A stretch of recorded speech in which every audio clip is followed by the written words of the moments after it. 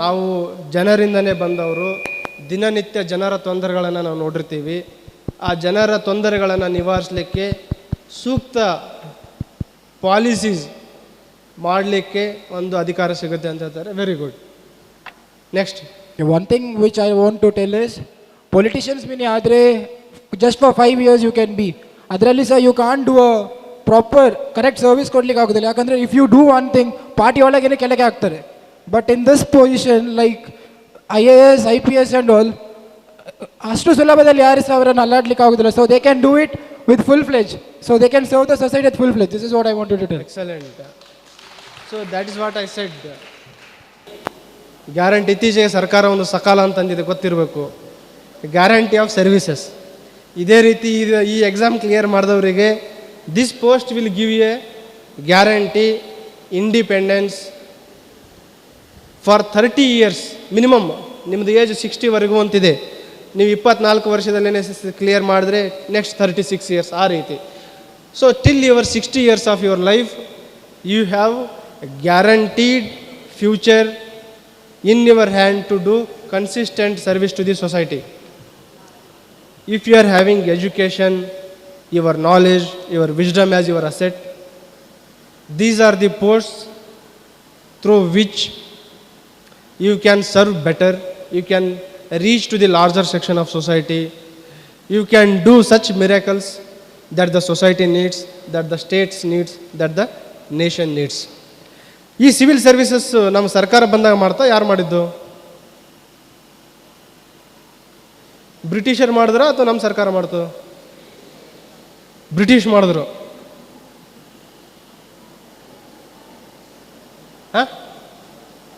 IAS exam, IPS exam ಇದನ್ನು ಬ್ರಿಟಿಷರ್ ಮಾಡಿದ್ರ ನಮ್ಮ ಭಾರತ ದೇಶ ಸ್ವತಂತ್ರ ಸಿಕ್ಕ ನಂತರ ಮಾಡಿದ್ರ?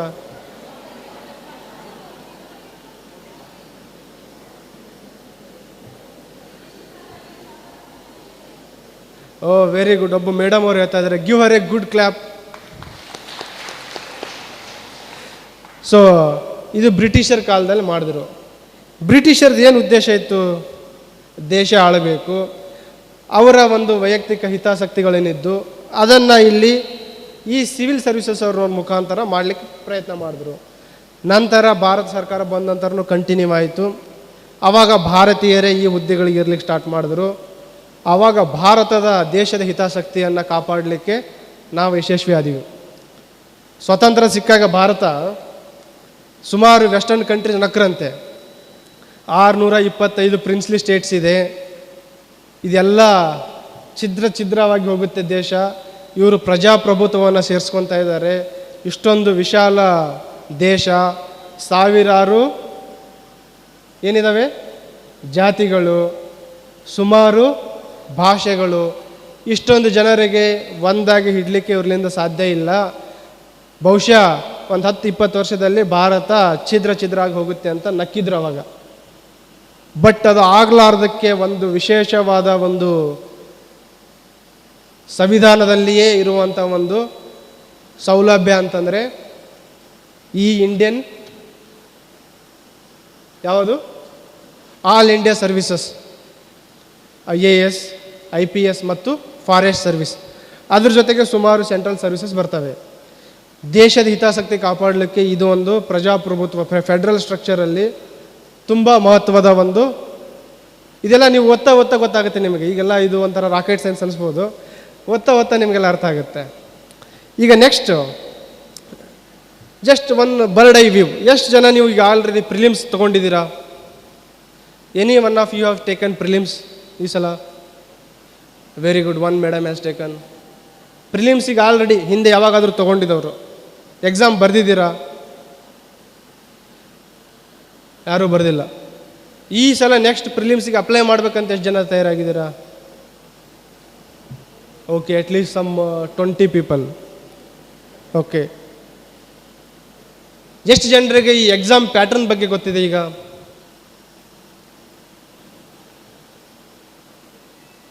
First prelims, and then after that mains. Prelims ಎಷ್ಟು ಪೇಪರ್ಸ್ ಇದೆ?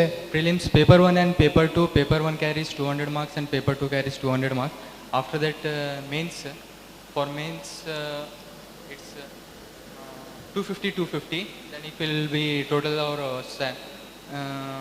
1,750, 750, and after that PT.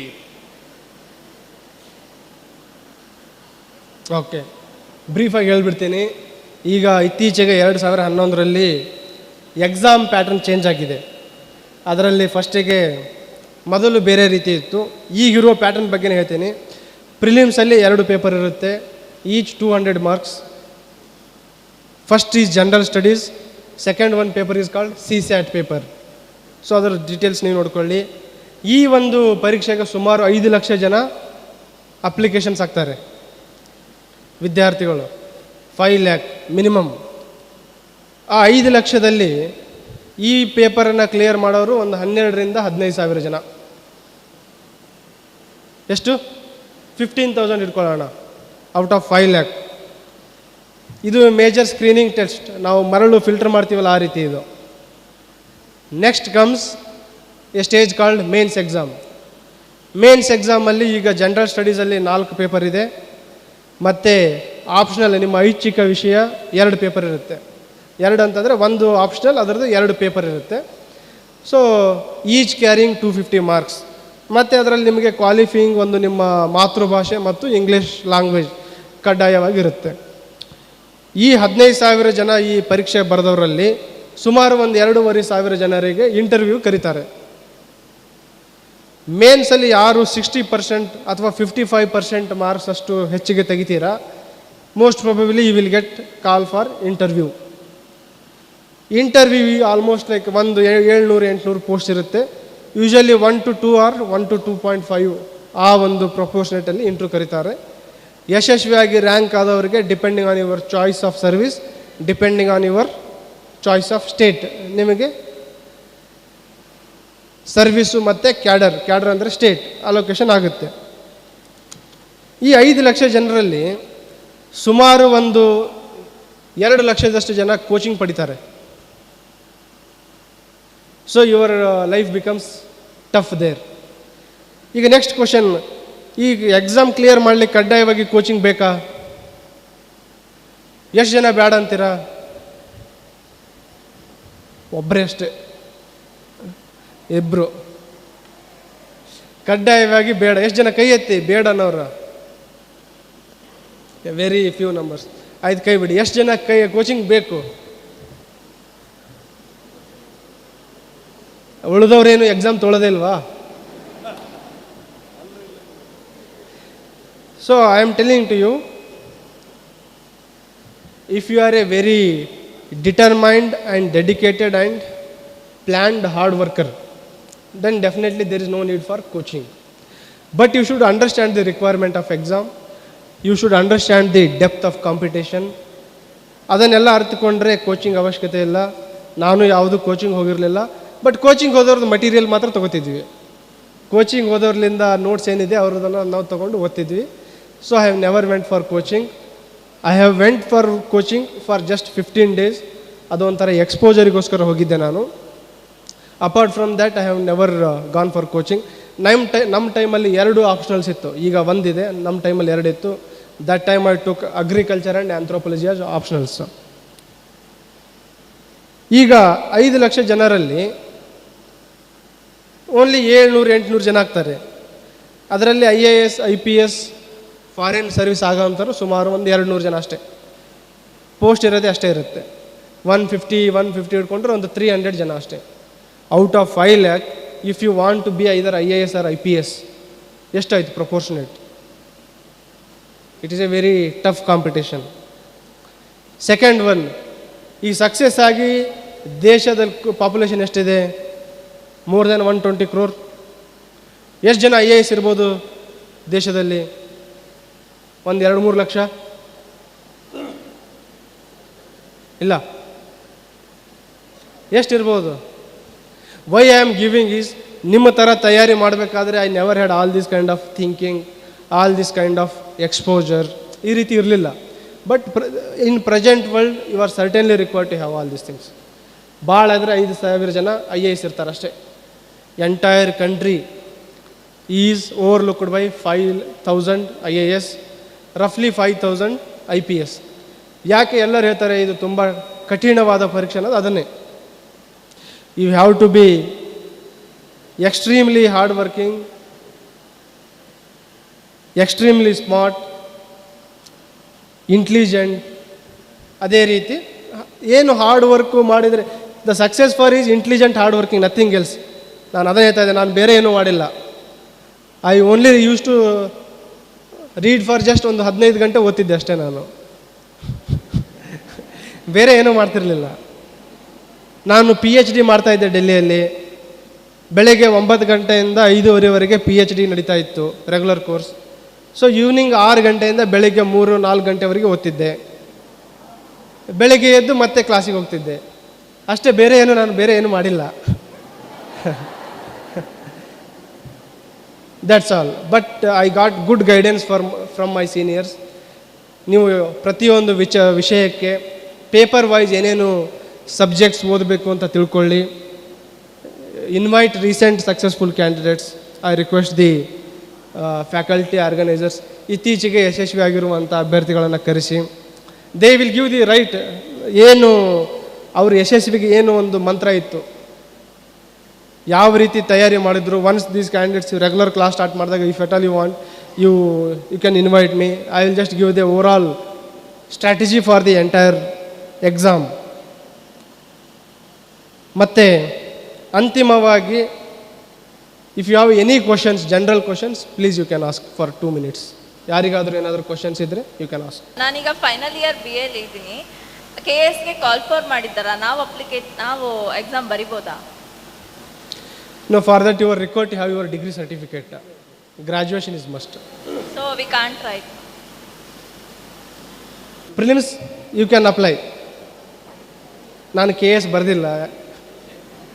Sir, why did you choose UPSC? Very interesting question. ನಾನು MSc ಅಗ್ರಿಯಲ್ಲಿದ್ದೆ. MSc ಅಗ್ರಿವರೆಗೂ ಏನು ಮಾಡಬೇಕಂತಲೇ ಗೊತ್ತಿರಲಿಲ್ಲ. ನಾನು ನಿಮ್ಮ ಥರ ಬರೀ ಹಾರ್ಡ್ ವರ್ಕ್ ಮಾಡ್ತಿದ್ದೆ. MSc ಅಗ್ರಿ ಮಾಡಬೇಕಾದ್ರೆ GRE TOEFL ಮಾಡಿ ಬೇರೆ ದೇಶಕ್ಕೆ ಹೋಗಿ ಒಂದು ಒಳ್ಳೆ ಸೈಂಟಿಸ್ಟ್ ಆಗಬೇಕಂತ ಆಸೆ ಇತ್ತು. ಆಮೇಲೆ I have come from difficult walk of life. Then one of my friend suggested, why don't you try for civil service ಅಂತ ಅಂದಿದ್ರು. ಅಲ್ಲಿವರೆಗೆ ನನಗೇನು ಗೊತ್ತಿರಲಿಲ್ಲ.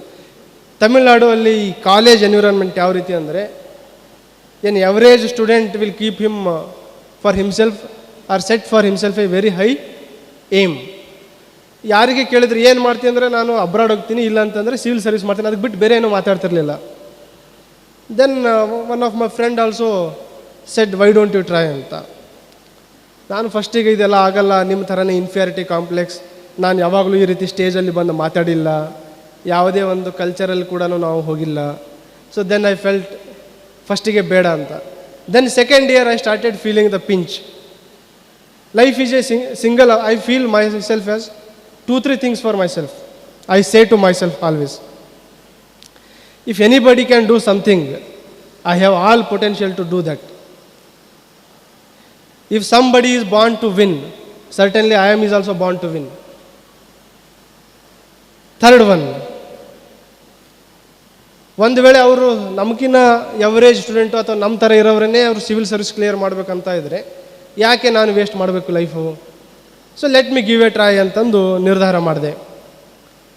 ಆವಾಗ MSc ಅಗ್ರಿಲಿದ್ದಾಗ, but I decided that I should do it in the with scholarship only. ಯಾವುದಾದ್ರೂ ಸರ್ಕಾರಿ ಸೌಲಭ್ಯ ಸಿಕ್ಕರೆ ಮಾತ್ರ ಮಾಡಬೇಕು, ಇಲ್ಲಾಂದರೆ ಮಾಡಬಾರ್ದು ಅಂತ ಡಿಸೈಡ್ ಮಾಡಿದ್ದೆ. Then I prepared for PhD exam. I did not directly prepare for civil service. PhD ಎಲ್ಲಿತ್ತು? ಡೆಲ್ಲಿಯಲ್ಲಿತ್ತು. So there were only 8 seats all India for IRI genetics, Indian agriculture research institute ಅಂತ ಡೆಲ್ಲಿಯಲ್ಲಿ. ನಾನು ಓದಿದ ವಿಷಯದಲ್ಲಿ all over India only 8 seats. ಅದರಲ್ಲಿ category wise ಎಲ್ಲ ಬಂದಾಗ ಜನರಲ್ ಮೆರಿಟಿಗೆ only 2 seats. I was suppose to compete for those 2 seats. I prepared. Luckily I got into IRI.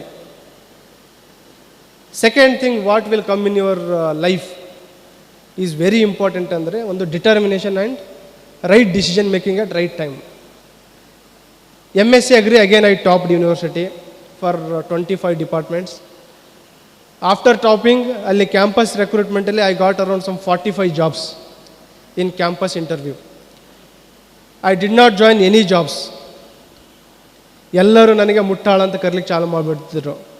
ಇವನಿಗೆ ಸೊಕ್ಕು ಜಾಸ್ತಿ, ಅವರು ಪ್ರೈವೇಟ್ ಕಂಪ್ನಿಯವರೆಲ್ಲ ಬಂದು ಕರಿತಾಯಿದ್ರು, ಬ್ಯಾಂಕಿನವರು ಕರಿತಾಯಿದ್ರು.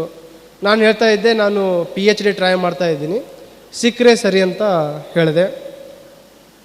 ಡೆಲ್ಲಿ PhD ಸಿಗಿತು. ಮನೆಯಿಂದ ನಾನು ಡೆಲ್ಲಿಗೆ ಹೊರಡಲಿಕ್ಕೆ ಬರ್ತಾ ಇದ್ದೆ.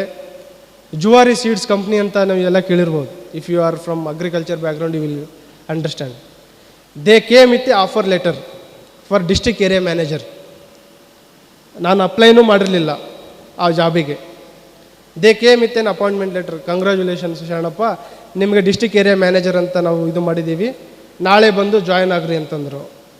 ನಾನು ಫುಲ್ ಕನ್ಫ್ಯೂಷನ್, ಡೆಲ್ಲಿಗೆ ಹೋಗ್ತಾ ಇದ್ದೀನಿ ಅಡ್ಮಿಷನ್ ಮಾಡಲಿಕ್ಕೆ. ಮನೇಲೆಲ್ಲರೂ ಖುಷಿ ಆದರು, ಮನೆಗೆ ಬಂದು ಜಾಬ್ ಕೊಡ್ತಾ ಇದ್ದಾರಂತ. ಸರ್ ನಾನು ಈಗ ಡೆಲ್ಲಿ ಹೋಗ್ತಾ ಇದ್ದೀನಿ, ಇದೊಂದು ಸಲ ನನಗೆ ಎಕ್ಸ್ಕ್ಯೂಸ್ ಮಾಡಿ, ನೆಕ್ಸ್ಟ್ ಸಲ PhD ಮುಗಿಸ್ಕೊಂಡು ಬೇಕಾದರೆ ಬರ್ತೀನಿ ಅಂತ. ಅವರು they try to convince my parents also. somehow I made a very hard decision to not to join. Then I joined Delhi. Delhi first attempt I went up to mains.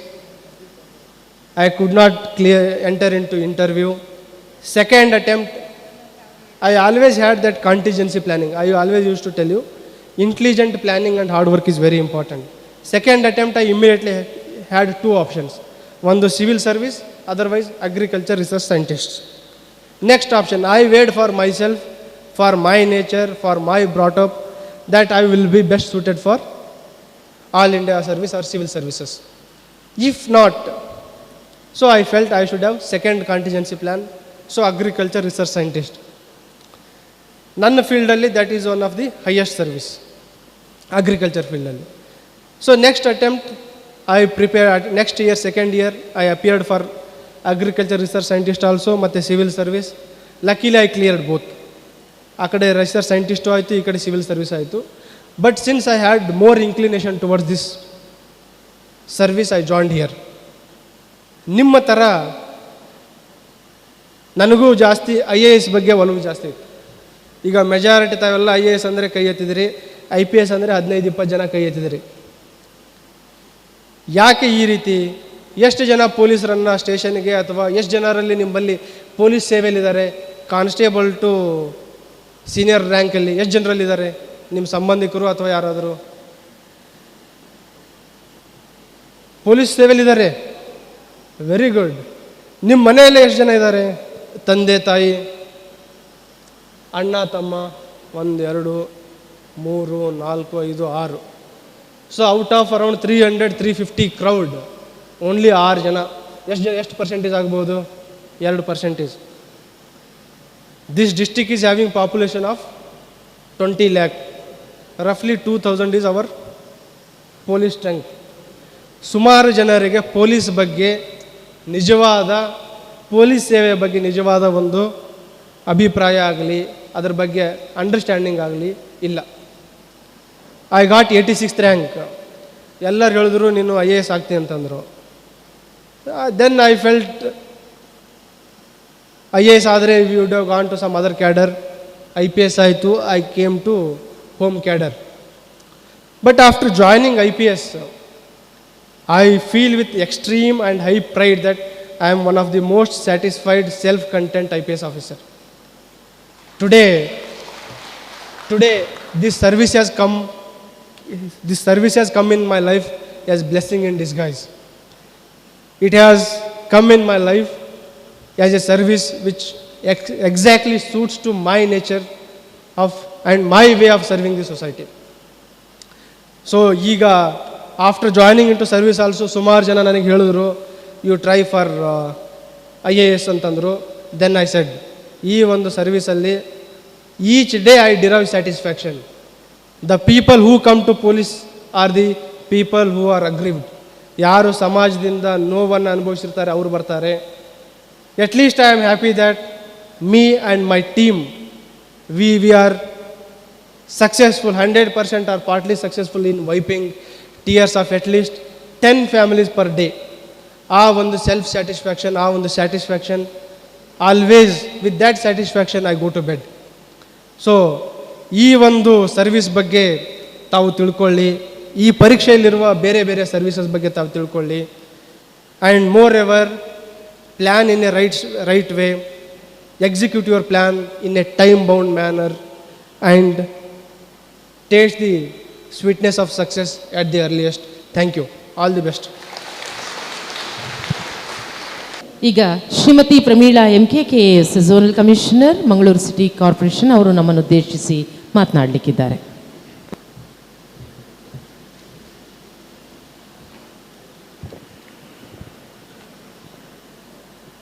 ಎಲ್ಲರಿಗೂ ನಮಸ್ಕಾರ. ಇವತ್ತಿನ ಈ ಪ್ರೇರಣಾ ಶಿಬಿರವನ್ನು ಉದ್ಘಾಟಿಸಿ ಮುಖ್ಯ ಅತಿಥಿಗಳೇ ಆಗಮಿಸಿ ವಿವಿಧ ಗಣ್ಯರು ಈಗಾಗಲೇ ತಮ್ಮ ಅನಿಸಿಕೆಗಳನ್ನು ನಿಮ್ಮೊಂದಿಗೆ ಹಂಚಿಕೊಂಡಿದ್ದಾರೆ. ಹಾಗೆಯೇ ಈಗಷ್ಟೇ ಸುದೀರ್ಘವಾಗಿ ಆಲ್ಮೋಸ್ಟ್ ನಿಮ್ಮ ತರಬೇತಿಯನ್ನು ಇವತ್ತಿನಿಂದನೇ ಆರಂಭಿಸಿದ ಹಾಗೆ ಮಾತನಾಡಿದಂಥ ಇಲ್ಲಿಯ ದಕ್ಷಿಣ ಕನ್ನಡ ಜಿಲ್ಲೆಯ SP ಅವರಾದಂಥ ಮತ್ತು ನನ್ನೂರಿನವರಾದಿರೋದ್ರಿಂದ ಹೆಮ್ಮೆಯಿಂದ ಅವರಿಗೆ ಅಭಿನಂದಿಸುತ್ತಾ, ಪ್ರಥಮತಃ ಆತ್ಮಶಕ್ತಿ ವಿವಿಧೋದ್ದೇಶ ಸಂಘ, ಸರ್ವಜ್ಞ ಮತ್ತು ಯುವವಾಹಿನಿ ಸಂಘಟಿತರಾಗಿ ಇವತ್ತು ಏನು ಈ ಕೋಟಿ ಚೆನ್ನಯ್ಯರ ಸ್ಥಾನದಲ್ಲಿ ನಿಮ್ಮನ್ನು ಒಂದು ಪ್ರಾಮಾಣಿಕ ಪ್ರಯತ್ನ ಮಾಡುವತ್ತ ಪ್ರೇರಣೆ ನೀಡುವ ನಿಟ್ಟಿನಲ್ಲಿ ಈ ಕಾರ್ಯಕ್ರಮವನ್ನು ಆಯೋಜಿಸಿದ್ದಾರೆ. ಅವರಿಗೆ ಅಭಿನಂದನೆಗಳನ್ನು ಸಲ್ಲಿಸ್ತೇನೆ.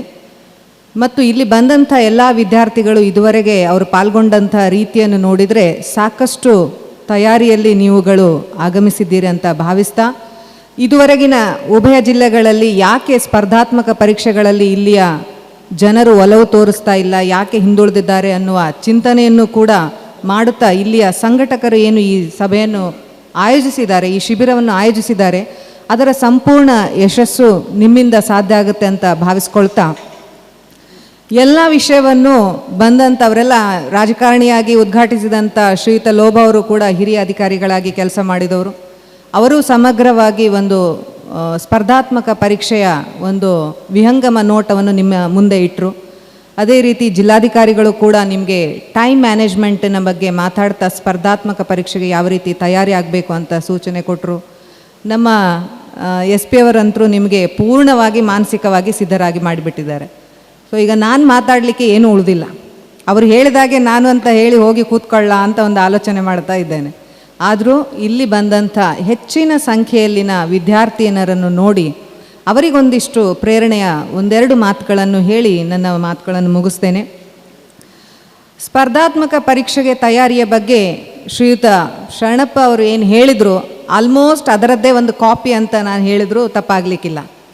ನಮಗೆ ತೀರಾ ಹಿಂದುಳಿದ ಪ್ರದೇಶದಲ್ಲಿ ನಾವಿದ್ದರೋದ್ರಿಂದ ನಮಗೆ ಈ ರೀತಿಯ ಯಾವುದೇ ಒಂದು ಎಕ್ಸ್ಪೋಜರ್ ಇರಲಿಲ್ಲ. ಸ್ಪರ್ಧಾತ್ಮಕ ಪರೀಕ್ಷೆ ಅಂದರೆ ಏನು, ಯಾವ ರೀತಿ ಅದಕ್ಕೆ ತಯಾರಿ ಆಗಬೇಕು, IAS ಅಂದ್ರೇನು, IPS ಅಂದ್ರೇನು, KS ಅಂದ್ರೇನು, ಯಾವುದು ನಮಗೆ ಅಷ್ಟು ಮಾಹಿತಿ ಇರಲಿಲ್ಲ. ಓದ್ತಾ ಹೋಗ್ತಿದ್ವಿ. ಅವರು 60% ಬಂದರೆ ನಮ್ಮ ಭಾಗದಲ್ಲಿ ಇಲ್ಲಿನ ಡಿಸ್ಟಿಂಕ್ಷನ್ಗೆ ಸಮ ಅಂಥೇಳಿ ಸತ್ಯ. ನನಗೆ ಸ್ಕೂಲಿಗೆ ಟಾಪ್ ಮಾಡಿದ್ದು 76%ನೊಂದಿಗೆ, ಕಾಲೇಜಿಗೆ ಟಾಪ್ ಮಾಡಿದ್ದು PUCಯಲ್ಲಿ 67%ಇಂದ. ಸೊ ಡಿಗ್ರಿಗೆ 4th ರ್ಯಾಂಕ್ ಬಂದದ್ದು ಕೇವಲ 72%ಇಂದ.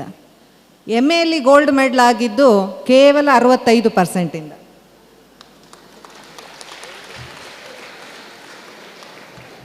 ಅಂದರೆ ಈ ರೀತಿಯ ಒಂದು ತೀರಾ ಸ್ಪರ್ಧಾತ್ಮಕ ಇಲ್ಲದ ವಾತಾವರಣದಲ್ಲಿ ಬಂದವರು ಇವತ್ತು ನಾವು ಈ ಹುದ್ದೆಯಲ್ಲಿ ಬಂದು ನಿಂತದ್ದೇ ನಿಮಗೆ ಪ್ರೇರಣೆ. ನಮ್ಮನ್ನೇ ನೋಡಿ ನೀವು ಸಾಕಷ್ಟು ಕಲಿಬೋದು. ಅವ್ರು ಮಾಡಲಿಕ್ಕೆ ಸಾಧ್ಯ ಆಗಿದೆ ಅಂದರೆ ನಾವ್ಯಾಕೆ ಮಾಡಲಿಕ್ಕಾಗಲ್ಲ. ಇದರ ಜೊತೆಗೆ ಶ್ರೀಯುತ SP ಅವರಿಗೆ ಆಲ್ರೆಡಿ ಅವರೊಂದು ಮೇಲಾಗಿರೋದ್ರಿಂದ ಜೆಂಡರ್ ಇಶ್ಯೂ ಹೇಳ್ಬಾರ್ದು, ಆದರೂ ಕೂಡ ಅವರಿಗೊಂದು ಧ್ಯೇಯ, ಗುರಿ, ಸಪೋರ್ಟಿವ್ ಸಿಸ್ಟಮ್ ಎಲ್ಲ ಇತ್ತು. ನಾನು ತೀರಾ ಒಂದು ರೀತಿಯ ಸಾಂಪ್ರದಾಯಿಕ ಆರ್ಥೋಡಾಕ್ಸ್ ಕುಟುಂಬ. ನಮ್ಮ ಭಾಗದಲ್ಲಿ ಹೆಣ್ಮಕ್ಳಿಗೆ ಯಾವ ರೀತಿ ನೋಡ್ಕೊಳ್ತಾರೆ ಅಂತ ಅವರಿಗೆ ತುಂಬ ಚೆನ್ನಾಗಿ ಗೊತ್ತು. ಯಾರು ಮನೆಗೆ ಗಂಡಸರು ಬಂದರೆ ನಾವು ಒಳಗಡೆ ಹೋಗಬೇಕು, ಯಾರ ಜೊತೆ ಮಾತಾಡಲಿಕ್ಕಿಲ್ಲ. ನನ್ನ ಇಡೀ ಅಧ್ಯಯನ ಡಿಗ್ರಿವರೆಗೆ ಕೇವಲ ಹೆಣ್ಮಕ್ಕಳೇ ಓದ್ತಾ ಇರುವಂಥ ಶಾಲೆಗಳಿಗೆ ಹೋಗಿ ಓದಿಸಿದಂಥ ವಾತಾವರಣ. ಇಷ್ಟೆಲ್ಲದರ ಹಿನ್ನೆಲೆ ಇದ್ದೂ ಕೂಡ ನಾನು ಸ್ವಲ್ಪ ಫಸ್ಟ್ ಅಂತ ಬಂದಿರೋದ್ರಿಂದ ನನ್ನ ತಂದೆಗೆ ಅನಿವಾರ್ಯವಾಗಿ ಓದಿಸಲೇಬೇಕಾದಂಥ ಸಿಚುವೇಶನ್ ನಿರ್ಮಾಣ ಮಾಡಿಬಿಟ್ಟೆ ಅಂತ ಹೇಳಿದರೂ ತಪ್ಪಾಗಲಿಕ್ಕಿಲ್ಲ. ಎಷ್ಟು ಮಹಿಳೆಯರನ್ನು ಹಿಂದೆ ಇಡಬೇಕು ಅಂತ ಹೇಳಿದ್ರು, ಪ್ರೀತಿಯಲ್ಲಿ ಕೊರತೆ ಇರಲಿಲ್ಲ, ಆದರೆ ನನ್ನ ಇಡೀ ಕುಟುಂಬದಲ್ಲಿ ನಾನೊಬ್ಬಳೇ ಈ ರೀತಿಯ ಸರ್ಕಾರಿ ಸೇವೆಗೆ ಸೇರಿದವಳು. ಅದನ್ನಿವತ್ತು ನನ್ನ ಮನೆಯವರು ತುಂಬ ಹೆಮ್ಮೆಯಿಂದ ಹೇಳ್ಕೊಳ್ತಾರೆ. ಆದರೆ ಏನೂ ಗೊತ್ತಿಲ್ಲದಂಥ ಸಂದರ್ಭದಲ್ಲಿ ಯಾವುದೇ ಈ ರೀತಿಯ ಒಂದು ವೇದಿಕೆ ಕಲ್ಪಿಸಿ ಮಾರ್ಗದರ್ಶನ ನೀಡುವಂಥ, ಇಂಥ ಸಾಧನೆ ಮಾಡಿದಂಥವರನ್ನು ನಿಮ್ಮ ಎದುರುಗಡೆ ತಂದಿಟ್ಟು ಅವರ ಒಂದು ಕ್ರಮಿಸಿದಂಥ ಹಾದಿಯನ್ನು ನಿಮಗೆ ಪರಿಚಯ ಮಾಡಿಕೊಡುವಂಥ ಯಾವುದೇ ವ್ಯವಸ್ಥೆ ಇಲ್ಲದ ಸಮಯದಲ್ಲಿ ಹೇಗೆ ನೀವು ಸಕ್ಸಸ್ ಆದ್ರಿ ಅಂತ ನಿಮ್ಮ ಪ್ರಶ್ನೆ ಇರ್ಬೋದು. ಚಿಕ್ಕಂದಿನಿಂದಲೂ ಕೂಡ ನಾನೊಂದು ಬೆಳೆಸ್ಕೊಂಡ, ಸಾಧಾರಣವಾಗಿ ನಾವು ಇಡೀ ಕರ್ನಾಟಕದಲ್ಲಿ ಒಂದು ಚಿಂತನೆ ಏನಿದೆ ಅಂದರೆ ದಕ್ಷಿಣ ಕನ್ನಡ ಉಡುಪಿ ಜಿಲ್ಲೆಯ ಜನ ತುಂಬ ಬುದ್ಧಿವಂತರು. ಒಬ್ಬ ರೈತ ಕೂಡ ಮನೆಯಿಂದ ಹೊರಡಬೇಕಾದ್ರೆ ದಿನಕ್ಕೆ ಕನಿಷ್ಠ 2 ಪತ್ರಿಕೆಗಳನ್ನು ಹಿಡ್ಕೊಂಡು ಓದಿ ಅವನು ತನ್ನ ಮುಂದಿನ ಕೆಲಸಗಳನ್ನು ಮಾಡ್ತಾನೆ, ರಾತ್ರಿ ಬಂದಾಗಲೂ 2 ಪತ್ರಿಕೆಯನ್ನು ಹಿಡ್ಕೊಂಡು ಬರ್ತಾನೆ ಅಂತ. ಇಷ್ಟೆಲ್ಲ ಪತ್ರಿಕೆಗಳ ಜೊತೆ ನಿಮ್ಮ ಒಂದು ಒಡನಾಟ, ಮಾಹಿತಿಗಳ ಸಂಗ್ರಹ ನಿಮ್ಮಲ್ಲಿ ಇರಬೇಕಿದ್ರೂ ಕೂಡ ಸ್ಪರ್ಧಾತ್ಮಕ ಪರೀಕ್ಷೆಯಲ್ಲಿ ಯಾಕೆ ಹಿಂದುಳಿದಿದ್ದೀರಿ ಅಂದರೆ ಅದನ್ನು ತೀವ್ರವಾಗಿ ಬಳಸ್ಕೊಳ್ಳುವಲ್ಲಿ ಎಲ್ಲೋ ಒಂದು ಎಡವಿದ್ದೀರಿ ಅಂತ ನಾನು ಭಾವಿಸ್ತೇನೆ. ಪತ್ರಿಕೆಗಳೇ ಮನೆಗೆ ಬಂದು ತಲುಪುವಂಥ ಕಷ್ಟದ ಒಂದು ವಾತಾವರಣ ಇರುವಲ್ಲಿ ನಾನು ಪೂರ್ಣವಾಗಿ ಬಳಸಿಕೊಂಡದ್ದು ಪತ್ರಿಕೆಗಳನ್ನು. ಆರಂಭದಿಂದಲೂ ಪತ್ರಿಕೆಗಳು, ಎಷ್ಟು ಜನ ಇಲ್ಲಿ ಈಗ ಪತ್ರಿಕೆಗಳನ್ನು ಓದ್ತೀರಾ? ಯಾವುದು ಲಾಸ್ಟ್ ಪೇಜ್, ಸ್ಪೋರ್ಟ್ಸ್ ಪೇಜ್ ಮತ್ತು ಸಿನಿಮಾ ಪೇಜು, ಅಥವಾ ಎಲ್ಲವನ್ನು ಓದ್ತೀರಾ? ಎಲ್ಲವನ್ನು ಓದ್ತೀರಾ, ವೆರಿ ಗುಡ್. ಸೊ ಹಾಗಿದ್ದಾಗ ನಿಮ್ಮ ಪರೀಕ್ಷೆಗಳಿಗೆ ಯಾವುದೇ ತೊಂದರೆ ಆಗಲಿಕ್ಕಿಲ್ಲ. ಯಾಕೆಂದರೆ ಈ ಪತ್ರಿಕೆಗಳು ನಾನು ಹೇಗೆ ಅದನ್ನು ಕ್ರಮಿಸಿದೆ ಅಂತ ಹೇಳಿದರೆ, ನಿರಂತರವಾಗಿ ಯಾವುದೇ ಒಂದು, ಹಿಂದೆ ಎಲ್ಲ ಈ ರ್ಯಾಪರ್ಸ್ಗಳು ಬರ್ತಿತ್ತು, ಬಜಾರ್ಗೆ ಹೋದರೆ ಈಗಿನ ಹಾಗೆ ಪ್ಲಾಸ್ಟಿಕ್ ಚೀಲಗಳೆಲ್ಲ ಇರಲಿಲ್ಲ, ಆ ಪೇಪರಿನ ಇದರಲ್ಲಿ ಕಟ್ಕೊಂಡು ಬರುವಂಥದ್ದು ಎಲ್ಲ ವಸ್ತು. ಸೊ ಅದು ಬಂದ ತಕ್ಷಣವೇ ನನ್ನ ಕೆಲಸ ಅದನ್ನು ಬಿಚ್ಚಿ ಇಟ್ಕೊಂಡು ಅದರಲ್ಲಿ ಏನಿದೆ ಅಲ್ಲಿಂದ ಇಲ್ಲಿವರೆಗೆ ಓದಿ ಬಿಸಾಡೋದು. ಅದು ನಮಗೆ ಉಪಯೋಗ ಇದೆಯೋ ಇಲ್ವೋ, ಅದು ಒಂದು ಯಾವಾಗಲೂ ನಾನು ಬೆಳೆಸ್ಕೊಂಡು ಬಂದಂಥ ಗುಣ, ಪತ್ರಿಕೆಯನ್ನು ಓದ್ತಾ ಇರೋದು. ಮುಂದೆ ನಾವು SLC PUC ಆಗುವಾಗ ಆವಾಗ ನಮ್ಮ ಮನೆಗೆ ಒಂದು ಸಣ್ಣ ದೂರದರ್ಶನದ ಪೆಟ್ಟಿಗೆ ಬಂದು ಕೂತಿತ್ತು. ಸೊ ದೂರದರ್ಶನವು ಕೂಡ ಸಾಕಷ್ಟು ಪ್ರಭಾವ ಬೀರಿತ್ತು ಅಂತ ಹೇಳ್ತೇನೆ ನಾನು. ಕೇವಲ ಇದನ್ನು ನೋಡಲಿಕ್ಕಲ್ಲ, ದಿನಂಪ್ರತಿ ಕಡ್ಡಾಯವಾಗಿ ಹಿಂದಿ ಮತ್ತು ಇಂಗ್ಲೀಷಿನ ವಾರ್ತೆಗಳನ್ನು ನಾವು ನೋಡ್ತಿದ್ವಿ. ಇದರಿಂದ ನಮ್ಮ ದೇಶದಲ್ಲಿ ಆಗುವಂಥ ಪ್ರಚಲಿತ ವಿದ್ಯಮಾನಗಳು, ಸಾಮಾನ್ಯವಾಗಿ ಏನೆಲ್ಲ ನಡೀತಾ ಇದೆ, ಇದೆಲ್ಲ ವಿಷಯಗಳ ಮಾಹಿತಿ ನನಗೆ ಬರ್ತಿತ್ತು. ಅದು ಮುಂದೆ ನನಗೆ ಪರೀಕ್ಷೆ ಬರುವಾಗ, ಆವಾಗ ನಾನು ಈ ಪರೀಕ್ಷೆ ಬರಿಬೇಕು ಅನ್ನೋ ದೃಷ್ಟಿಯಿಂದ ನೋಡಿದ್ದು ಮಾಡಿದ್ದು ಅಲ್ಲ, ಬಟ್ ಅದು ಎಷ್ಟು ಉಪಯೋಗ ನಮಗೆ ಆಯಿತು ಬರೆಯುವಾಗ ಅಂತ ಹೇಳಲಿಕ್ಕೆ ನಾನು ನಿಮಗೆ ಹೇಳ್ತಾ ಇದ್ದೇನೆ. ಇದರ ನಂತರ ಈಗಲೂ ಕೂಡ ನೀವು ಪ್ರಾಥಮಿಕ ಶಿಕ್ಷಣದಿಂದ ಹಿಡಿದು SLC ಯಾವುದೇ ನೀವು ಸೆಂಟ್ರಲ್ ಸಿಲೆಬಸ್ ಆದರೂ ಓದಿ, ಸ್ಟೇಟ್ ಸಿಲೆಬಸ್ ಆದರೂ ಓದಿ, ಎಲ್ಲ ಸಬ್ಜೆಕ್ಟ್ಗಳ ಒಂದು ಪುಸ್ತಕಗಳ ಒಂದು ಮಾಹಿತಿಯನ್ನು ಈಗಲೂ ಒಂದು 3 ತಿಂಗಳ ಕಾಲ ಕೂತ್ಕೊಂಡು ಅಭ್ಯಾಸ ಮಾಡಿದರೂ ನೀವು ಪ್ರಿಲಿಮ್ಸನ್ನು ಈಸಿಯಾಗಿ ಕ್ಲಿಯರ್ ಮಾಡ್ಬೋದು. ಅಂದರೆ ನಿಮಗಿರುವಂಥ ಸಿಲೆಬಸ್ ನೀವು ನೋಡಿದರೆ ಸಾಧಾರಣವಾಗಿ 5ನೇ 6ನೇ ಕ್ಲಾಸಿನಿಂದ ಹಿಡಿದು ಅದು ವಿಜ್ಞಾನ, ಸಮಾಜ ಮತ್ತು ಗಣಿತ ಏನೆಲ್ಲ ಇದೆ ಅದೇ ವಿಷಯಗಳ 10ನೇ ತರಗತಿನವರೆಗೆ ವಿಷಯಗಳನ್ನು ಒಂದು ಸಂಕ್ಷಿಪ್ತಕರಿಸಿ ಮೋರ್ ದೆನ್ 50% ನಿಮಗೆ ಅದರಲ್ಲಿ ಕವರ್ ಆಗುವಂಥ ಸಾಧ್ಯತೆಗಳು ಹೆಚ್ಚಿದೆ. ವಿಶೇಷವಾಗಿ CBSE ಕ್ಲಾಸಿನ 6ರಿಂದ 10ರವರೆಗಿನ ಒಂದು ಪಠ್ಯ ಪುಸ್ತಕ ಏನಿದೆ ಅದು ಕೇವಲ KSಗಲ್ಲ, ಈವನ್ UPSC ಎಕ್ಸಾಮಿಗೆ ಕೂಡ ಅದು ತುಂಬ ಉಪಯುಕ್ತವಾಗಿ ಪರಿಣಾಮ ಆಗ್ತದೆ ನಿಮಗೆ. ಇಂಥ ಒಂದು ಸ್ಪರ್ಧಾತ್ಮಕ ಸಂದರ್ಭದಲ್ಲಿ ನಿಮ್ಮಗಳ ತಯಾರಿ ಹೇಗಿರಬೇಕು, ನೀವು ಹೇಗೆ ಅದನ್ನು ಆಲೋಚಿಸಬೇಕು. ಈಗಾಗಲೇ ಕೆಲವರಷ್ಟೇ ಒಂದು 20-25 ಜನ ಮಾತ್ರ ಪ್ರಿಲಿಮ್ಸ್ಗೆ ತಯಾರಿ ಮಾಡಿದ ಹಾಗೆ ಕಾಣಿಸ್ತದೆ. ಹಾಗೆ ಮಾಡಬೇಡಿ ದಯವಿಟ್ಟು, ಯಾಕೆಂದರೆ ಏಪ್ರಿಲ್ಗೆ ಪರೀಕ್ಷೆ ಇದೆ, ಕನಿಷ್ಠ ನಿಮ್ಮ ಕೈಯಲ್ಲಿ 2 ತಿಂಗಳ ಅವಧಿ ಇದೆ. ಇನ್ನು 19ರವರೆಗೆ ಬಹುಶಃ ಪ್ರಿಲಿಮ್ಸ್ಗೆ ಅಪ್ಲಿಕೇಶನ್ ಹಾಕಲಿಕ್ಕೆ ಅವಧಿ ಇದೆ.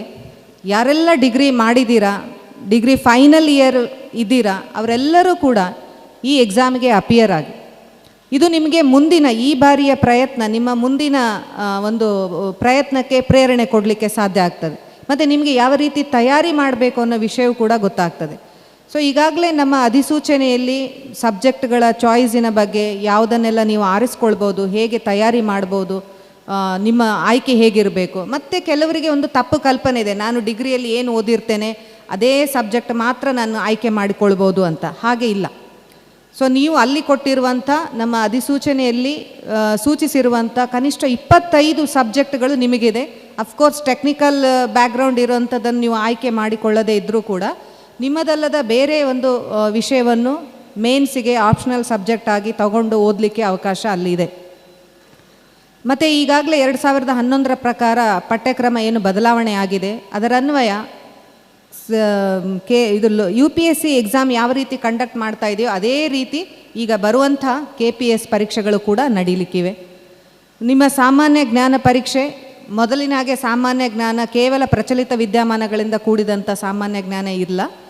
ಈಗ ಎಲ್ಲ ವಿಷಯಗಳ ಅದು ದೈನಂದಿನವಾಗಿ ನಿಮ್ಮ ಪರಿಸರದ ಸುತ್ತಮುತ್ತ ಏನೆಲ್ಲ ಆಗು ಹೋಗುಗಳಿದೆ ಅದೆಲ್ಲವನ್ನು ನೀವು ಗಮನಿಸಿ, ಅದು ಸೈನ್ಸ್ ಆ್ಯಂಡ್ ಟೆಕ್ನಾಲಜಿ ಆಗಿರ್ಬೋದು, ಆ್ಯಪ್ಟಿಟ್ಯೂಡ್ ಆಗಿರ್ಬೋದು, ರೀಸ್ನಿಂಗ್ ಆಗಿರ್ಬೋದು, ಪ್ರತಿಯೊಂದು ವಿಷಯಗಳ ಬಗ್ಗೆ ಅಫ್ಕೋರ್ಸ್ ಇವತ್ತಿನ ಮಕ್ಕಳು ತಾಂತ್ರಿಕವಾಗಿ ತುಂಬ ಎಕ್ಸ್ಪೋಜರ್ ಇರೋದರಿಂದ ಈಗಳ ವಿಷಯಗಳ ಬಗ್ಗೆ ಅಲ್ಪ ಸ್ವಲ್ಪ ನಿಮಗೆ ಗೊತ್ತಿರ್ತದೆ. ಅದನ್ನು ಹೇಗೆ ನೀವು ಪರೀಕ್ಷೆಯಲ್ಲಿ ಬಳಸ್ಕೊಳ್ಬೇಕು ಅನ್ನುವ ಬಗ್ಗೆ ನಿಮಗೆ ತರಬೇತಿ ಇಲ್ಲಿ ನೀವು ಪಡೆದದ್ದೇ ಆದಲ್ಲಿ ನಿಮಗೆ ಸಿಗ್ಬೋದು. ನಾವು ಯಾವುದೇ ತರಬೇತಿಯನ್ನು ಪಡೆದು ಪರೀಕ್ಷೆ ಬರೆದವರಲ್ಲ, ತರಬೇತಿ ಸಂಸ್ಥೆಗಳೇ ಇರಲಿಲ್ಲ. ಪುಸ್ತಕಗಳನ್ನು ಒಂದು ಸಾಮಾನ್ಯ ಅಧ್ಯಯನಕ್ಕಾಗಿ 3000 ಪುಟಗಳ ಸಮಗ್ರ ಭಾರತದ ಇತಿಹಾಸ ಅಂತ ಒಂದು ಪುಸ್ತಕ, ಇಷ್ಟು ದಪ್ಪದ ಪುಸ್ತಕ ಇಟ್ಕೊಂಡು ತಂದು ಕೊಟ್ಟರು ನನಗೆ, ಇದನ್ನು ಓದಿದರೆ KS ಪಾಸ್ ಆಗ್ತೀರಾ ಅಂತ. 3000 ಪುಟಗಳ ಮೇಲ್ಪಟ್ಟು ಖಂಡಿತವಾಗಿಯೂ ಅದನ್ನು 2 ರಿಂದ 3 ಬಾರಿ ಪ್ರತಿ ಪೇಜು ಓದುವ ಹಾಗಾಯಿತು. ಇದರಿಂದಾಗಿ ನನ್ನ ಮುಖ್ಯ ಪರೀಕ್ಷೆಗೂ ಸಹಾಯ ಆಯಿತು. ಹಿಸ್ಟ್ರಿ ತಗೊಂಡಿದ್ದೆ ನಾನು, ಜೊತೆಗೆ ಸಾಮಾನ್ಯ ಜ್ಞಾನಕ್ಕೂ ಕೂಡ ಬಹಳ ಉಪಯೋಗ ಆಯಿತು. ಸೊ ನಾವು ಈ ಭಾರತದ ಸಂವಿಧಾನದಲ್ಲಿ ಪ್ರಜಾಪ್ರಭುತ್ವವನ್ನು ಸಶಕ್ತಗೊಳಿಸಲಿಕ್ಕೆ ಈ ಆಯೋಗಗಳ ಮೂಲಕ ಏನು ಆಡಳಿತ ವರ್ಗವನ್ನು ಆಯ್ಕೆ ಮಾಡಿಕೊಳ್ತದೆ, ಆ ಆಡಳಿತ ವರ್ಗ ಹೇಗಿರಬೇಕು ಅನ್ನೋ ಸ್ಪಷ್ಟ ಕಲ್ಪನೆ ಬ್ರಿಟಿಷರು ಹುಟ್ಟು ಹಾಕಿದರೂ ಕೂಡ ಅದು ಇವತ್ತಿನವರೆಗೂ ಪ್ರಸ್ತುತೆಯನ್ನು ಹೊಂದಿದೆ. ಸೊ ಹಾಗಾಗಿ ಸರ್ಕಾರ ಅದನ್ನು ಮುಂದುವರಿಸ್ಕೊಂಡು ಬರ್ತಾ ಇದೆ. ಮತ್ತು ನಿಮಗೆ ಅಂದರೆ ಸ್ಪರ್ಧಾತ್ಮಕ ಪರೀಕ್ಷೆ ಬರೆಯೋರಿಗೆ ಆಯ್ಕೆ ಮಾಡಿಕೊಡುವಂಥ ವಿಷಯಗಳು ಮತ್ತು ಅಲ್ಲಿ ನಿರೂಪಿಸಲ್ಪಟ್ಟಂಥ ಪ್ಯಾಟ್ರನ್ ಏನಿದೆ, ಒಬ್ಬ ಆಡಳಿತಗಾರನಾದವನು ಯಾವ ರೀತಿ ಸಮಗ್ರವಾಗಿ ಎಲ್ಲ ವಿಷಯಗಳನ್ನು ತಿಳ್ಕೊಂಡಿರಬೇಕು ಮತ್ತು ಅವನು ಆಡಳಿತ ಮಾಡುವಾಗ ಈ ಎಲ್ಲ ವಿಷಯಗಳು ಅವರಿಗೆ ಹೇಗೆ ಸಹಾಯಕವಾಗ್ತವೆ ಅನ್ನೋದಕ್ಕೆ ಮುಂದಾಲೋಚನೆಯನ್ನು ಇಟ್ಕೊಂಡು ನಿರ್ಧರಿಸಿದಂಥ ವಿಷಯಗಳಿದೆ. ಹಾಗಾಗಿ ಈ ಸ್ಪರ್ಧಾತ್ಮಕ ಪರೀಕ್ಷೆಯನ್ನು ಕೇವಲ ಒಂದು ಪ್ರಾಯೋಗಿಕವಾಗಿ ಮಾಡಿ ನೋಡದೆ ನಿಮ್ಮನ್ನು ನೀವು ಒಂದು ಒಳ್ಳೆಯ ಸಿಟಿಸನ್ ಅಥವಾ ಒಳ್ಳೆಯ ನಾಗರಿಕನಾಗಿ ರೂಪಿಸ್ಕೊಳ್ಳಿಕ್ಕೆ ಈ ಪರೀಕ್ಷೆಯಲ್ಲಿ ನೀವು ಯಶಸ್ವಿ ಆಗದೇ ಇದ್ದರೂ ನಿಮ್ಮ ಮುಂದಿನ ಇಡೀ ಜೀವಮಾನಕ್ಕೆ ಈಗ ನೀವು ಈ ಸ್ಪರ್ಧೆಗೆ ಏನು ತಯಾರಿ ಮಾಡ್ತೀರಾ ಖಂಡಿತವಾಗಿ ಉಪಯೋಗ ಬರಲಿಕ್ಕಿದೆ. ಇಲ್ಲಿ ಬರೆದಂಥವರೆಲ್ಲರೂ ಕೂಡ IAS IPS KAS ಆಗ್ತಾರೆ ಅಂತ ಹೇಳದೇ ಇದ್ದರೂ ಇದು ಎಷ್ಟು ಪ್ರಬಲವಾದ ನಿಮಗೆ ಒಂದು ಮಾರ್ಗಸೂಚಿ ಕೊಡ್ತದೆ ಅಂತ ಹೇಳಿದರೆ, ಇಲ್ಲಿ ಮಾಡುವಂಥ ತಯಾರಿ, ಇಲ್ಲಿ ನೀವು ಪಡುವಂಥ ಶ್ರಮ, ಇಲ್ಲಿ ನೀವು ತೋರಿಸುವಂಥ ಡೆಡಿಕೇಶನ್ ನಿಮ್ಮ ಮುಂದಿನ ಯಾವುದೇ ವೃತ್ತಿ ಜೀವನಕ್ಕೂ ಕೂಡ ಬುನಾದಿ ಆಗಬಲ್ಲದು. ಸೊ ಹಾಗಾಗಿ ಈ ಒಂದು ಸಂಸ್ಥೆಗಳ ವತಿಯಿಂದ ನಿಮ್ಮನ್ನೆಲ್ಲ ಒಂದೆಡೆ ಸೇರಿಸಿ ಒಳ್ಳೆ ಅವಕಾಶ ಕೊಟ್ಟಿದ್ದಾರೆ. ನನಗೆ ಗೊತ್ತಾಯಿತು, ಸಂಘಟಕರು ಹೇಳಿದರು, ಒಂದು 25 ವಿದ್ಯಾರ್ಥಿಗಳನ್ನು ನಾವು ಆಯ್ಕೆ ಮಾಡಿ ಅವರಿಗೆ ಒಳ್ಳೆಯ ರೀತಿಯ ತರಬೇತಿಯನ್ನು ನೀಡುವಂಥ ಪೂರ್ಣ ಉಚಿತವಾಗಿ ನೀಡಿ ಅವರಿಗೆ ತಯಾರಿ ಮಾಡುವಂಥ ಕನಸನ್ನು ನಾವು ಹೊಂದಿದ್ದೇವೆ ಅಂಥೇಳಿ. ಸೊ ಇಂಥ ಅವಕಾಶಗಳು ನಮಗೆ ಇರಲಿಲ್ಲ, ನಿಮಗಿದೆ. ಅವಕಾಶಗಳು ಇಲ್ಲದೆ ನಾವು ಇಲ್ಲಿವರೆಗೆ ಬರಲಿಕ್ಕೆ ಸಾಧ್ಯ ಆದರೆ ಈ ರೀತಿಯ ಅವಕಾಶಗಳು ನಿಮಗೆ ಒದಗಿಸಿದಾಗ ಅದರ ಸದುಪಯೋಗಗಳನ್ನು ನೀವು ಪಡ್ಕೊಳ್ಬೇಕು, ಯಶಸ್ವಿ ಆಗಬೇಕು. ಮತ್ತು ಈ ಸಂಘಟನೆಗಳು ಕೇವಲ ಈ ಒಂದು ಇನಾಗ್ರೇಷನ್ಗೆ ಮಾತ್ರ ಅಲ್ಲದೆ ಮುಂದಿನ ಅವರ ತರಬೇತಿ ವಿಭಾಗಗಳಲ್ಲಿ ಇನ್ನೂ ಈ ರೀತಿಯ ಸ್ಪರ್ಧಾತ್ಮಕ ಪರೀಕ್ಷೆಗಳನ್ನು ಮಾಡಿದಂಥ ಸಾಕಷ್ಟು ಅಧಿಕಾರಿಗಳು ನಿಮಗೆ ಈ 2-3 ಜಿಲ್ಲೆಗಳಲ್ಲಿ ಸಿಗ್ತಾರೆ. ಅಂಥವರನ್ನು ಕರೆಸಿ 1-2 ಗಂಟೆಗಳ ಕಾಲ ನಿಮ್ಮೊಂದಿಗೆ ಸಂವಾದ ಮಾಡುವ ಹಾಗೆ ಒಂದು ಅವಕಾಶವನ್ನು ಮಾಡಬೇಕು. ಮತ್ತು ನಾನು ಈ ಸರ್ವಜ್ಞ ಇವರ ಬಗ್ಗೆ ತಿಳ್ಕೊಂಡಾಗ ಸುರೇಶ್ ಅನ್ನೋರು, ಪಾಪ ಅವರು 1 ವರ್ಷದ ಹಿಂದೆ ಏನೋ ನಾನು ಆರಂಭಿಸಿದ್ದೇನೆ ಮೇಡಮ್ ಇದು ಕೋಚಿಂಗ್ ಸೆಂಟ್ರ್ ಅಂತ ಹೇಳಿದರು. ಅವರು ಕೂಡ 2 UPSC ಎಕ್ಸಾಮ್ ಬರೆದಿದ್ದಾರೆ, ಸಕ್ಸಸ್ ಆಗಿಲ್ಲ. ಆದರೆ ಅವರ ಒಂದು ಫೇಲ್ಯೂರ್ ಇದೆ ಅಥವಾ ಅವರೇನು ಸಕ್ಸಸ್ ಆಗಿಲ್ಲ ಅದರ ಎಲ್ಲ ಮೆರಿಟ್ಸ್ ನಿಮಗೆ ಸಿಗ್ತದೆ. ಅವ್ರು ಹೇಳ್ತಾರೆ ಅವ್ರು ಮಾಡುವಾಗ ನಾನು ಎಲ್ಲಿ ಎಡವಿದೆ, ಯಾಕೆ ಹೀಗಾಯಿತು. ಸೊ ಅವೆಲ್ಲ ನಿಮಗೆ ಪ್ಲಸ್ ಪಾಯಿಂಟ್ ಆಗುತ್ತೆ. ಇವತ್ತು ನಾವು ಬೆಳಿಗ್ಗೆ ಮಾತಾಡುವಾಗ ನಮ್ಮ SP ಸರ್ ಹೇಳ್ತಾ ಇದ್ದರು, ವಾಂಜಿರಾ ಅಂಥೇಳಿ ಒಂದು ಸಂಸ್ಥೆ ಡೆಲ್ಲಿಯಲ್ಲಿ IAS ಕೋಚಿಂಗಿಗೆ ಬಹಳ ಫೇಮಸ್ ಆದ ಸಂಸ್ಥೆ. ಪ್ರತಿಯೊಬ್ಬರು ವಾಂಜಿರಾ ಅಂದರೆ ಅಲ್ಲಿಂದ ಆಗಿ ಬರ್ತಾರೆ ಅಂತ. ಅಂಥ ಒಂದು ಸಂಸ್ಥೆ ನಡೆಸುವಂಥ ಮುಖ್ಯಸ್ಥ ಎಷ್ಟೋ ಬಾರಿ ಅಪಿಯರ್ ಆಗಿ ಕೂಡ ಪರೀಕ್ಷೆಯಲ್ಲಿ ಪಾಸ್ ಆಗಿಲ್ಲ. ಆದರೆ ಇವತ್ತು 1000 ಸಂಖ್ಯೆಯಲ್ಲಿ IAS IPS ಅನ್ನು ಅವರು ಹುಟ್ಟಿ ಹಾಕಿದ್ದಾರೆ.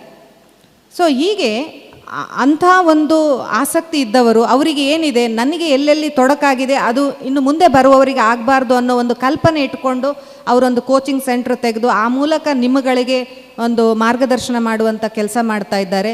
ಅವರಿಗೆ ಆತ್ಮಶಕ್ತಿ ಮತ್ತು ಯುವವಾಹಿನಿ ಬಿಲ್ಲವ ಕೂಡ ಸಹಕಾರಿಯಾಗಿ ಕೈ ಜೋಡಿಸಿವೆ. ಇದೆಲ್ಲದರ ಫಲಶ್ರುತಿ ಪಡಿಬೇಕಾದವರು ನೀವು. ಸೊ ನೀವುಗಳು ಹೆಚ್ಚು ಶ್ರಮಪಟ್ಟು ವೆರಿ ಕ್ಯಾಲ್ಕುಲೇಟಿವ್ ಆಗಿ ಡೆಡಿಕೇಶನ್ ಕೊಟ್ಟು ಎಲ್ಲ ಕೆಲಸಗಳ ಮಧ್ಯೆ ಇದು ಒಂದು ಎಲ್ಲರೂ ಬರೀತಾರೆ ನಾನು ಬರಿತೀನಿ ಅನ್ನೋ ಬದಲಿಗೆ ದಯವಿಟ್ಟು ಇವತ್ತು ಗೆಜೆಟ್ ತೆಗೆದು ನೋಡಿ. ನಿಮಗೆ ಮಾಹಿತಿ ಕೊಡ್ತಾರೆ ಅಫ್ಕೋರ್ಸ್. ಅಪ್ಲಿಕೇಶನ್ ಫಿಲಪ್ ಮಾಡುವುದರಿಂದ ಹಿಡಿದು, ಯಾಕಂದರೆ ಎಷ್ಟೋ ಬಾರಿ ಪ್ರಿಲಿಮ್ಸ್ ಕ್ಲಿಯರ್ ಮಾಡಿ ಮೇನ್ಸ್ ಕ್ಲಿಯರ್ ಮಾಡಿ ಪರ್ಸ್ನಾಲಿಟಿ ಟೆಸ್ಟಿಗೆ ಹೋದಾಗ ನಾವು ಏನು ತಪ್ಪು ಮಾಡಿದ್ದೇವೆ ಅಂತ ಗೊತ್ತಾಗ್ತದೆ ಕೆಲವೊಮ್ಮೆ. ಏನು ನೀವು ಆಯ್ಕೆ ಮಾಡ್ಕೊಳ್ತೀರಾ, ಈಗ ನಾವು ಕ್ಯಾಶುವಲ್ ಇರ್ತೇವೆ, ನಮಗೆ ಗೊತ್ತಿಲ್ಲ, ಅಲ್ಲಿ ಬೋರ್ಡಲ್ಲಿ ಹಾಕಿರುವಂಥದ್ದು ಯಾವುದೋ ಒಂದು ಹುದ್ದೆ ನಮಗೆ ಫ್ಯಾನ್ಸಿಯಾಗಿ ಕಾಣ್ಬೋದು, ಅದನ್ನು ಮೊದಲು ಪ್ರಿಫರೆನ್ಸ್ ಅಂತ ಹಾಕ್ಕೊಳ್ಳೋದು. ನಿಮಗೆ ಮಾರ್ಕ್ಸ್ ಚೆನ್ನಾಗಿರುತ್ತೆ, ಆದರೆ ನೀವು ಕೊಟ್ಟ ಪ್ರಿಫರೆನ್ಸ್ ಹೇಗಿರುತ್ತೆ, ಟಾಪ್ ಪ್ರಿಫರೆನ್ಸ್ ಅಂದರೆ ಯಾವುದೋ ಪೋಸ್ಟನ್ನು ಕೊಟ್ಟಿರ್ತೀರ.